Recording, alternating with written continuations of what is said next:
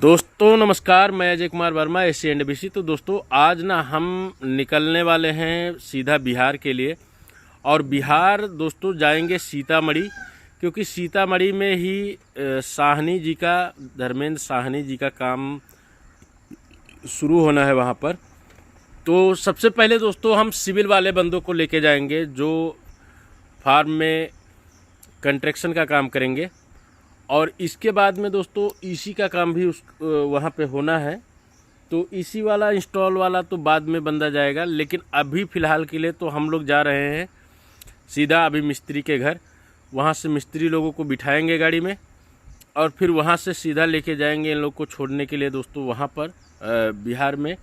और बिहार में 3 से 4 दिन रुकने वाला हूँ दोस्तों। वहाँ रुकने के बाद में फिर मैं उसके बाद निकलूँगा, आऊँगा और ये लोग काम फाइनल करेंगे इसके बाद में।